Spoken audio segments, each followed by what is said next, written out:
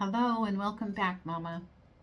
Today we're talking about something very important, self-care advice that leaves out Jesus. So if you're a mom who is doing all the things and serving well, but feeling like you're falling apart, well, you're not alone, first of all. Second of all, this message is for you. Self-care is really a journey. It's not something you do overnight. It's not something that you do once and you go have your nails done or toenails done, pedicure or whatever, and then, oh, self-care is over. No, self-care is a daily habit, and it can be way more fulfilling if we know who created us and loves us and is taking care of us. So I want to share a little bit about my own burnout story and how I became so passionate about self-care. I did not grow up in a way that I learned how to even have proper self-care. I didn't grow up in a Christian home. I grew up in a dysfunctional home, and where there was alcohol and all kinds of dysfunction. And neglect was a big part of my care, or lack of care, let's put it that way. And so I just didn't learn how to really care for myself. Did I know how to brush my teeth? Yes. Did I know how to do personal hygiene? Yes. I'm not talking about that kind of self-care. I'm talking about the kind that is because I'm a valuable person. Not just a valuable mom, but a valuable person.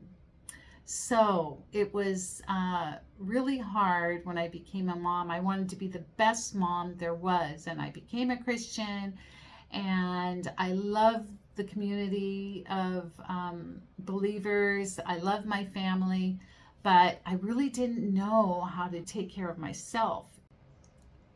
I spent a lot of time focusing on other Christian women as mentors or as examples to me so that I could grow, which is a wonderful thing. But the problem was I kept trying to fit myself in to be like them, which means I lost my focus on Jesus and being who he wanted me to be. So one time I was up late, I was really burnt out, and I wasn't taking care of myself. I was taking care of my children, serving in the church. I was watching a TV pastor, which I never did back then, and he told a little story that really brought me back, and here's the story.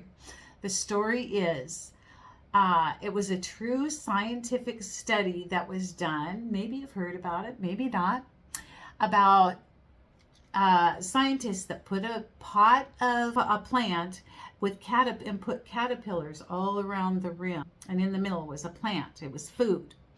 And so what happened was the caterpillars would just follow each other around the rim of where the food was in the middle. And what happened was, one by one, they started dying off, because instead of going where the food was, where the life was, they just followed each other around and around and around in a circle. And they all died. None of them broke out of the little circle and fed themselves where the life and the food was. And I realized that was me with my friends. I had my eyes focused on them, and I was dying. And if I didn't go to where the real food, the real life was, that I was going to, I don't know, fall apart.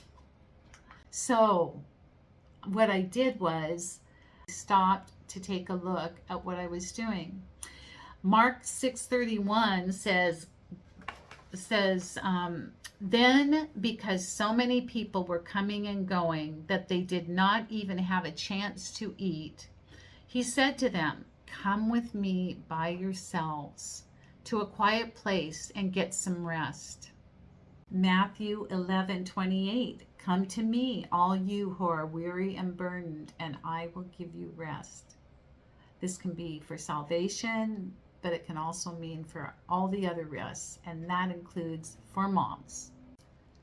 So self-care that leaves Jesus out is really just empty. But when Jesus is part of our self-care, then we are fulfilled. Next week, we're going to talk about how I actually started my journey of self-care. I hope you'll stick with me, because you deserve to be taken care of and taking care of yourself. Because if we don't take care of ourselves, Mom, who's going to take care of our families, our kids? We have to be responsible for ourselves and have good self-care.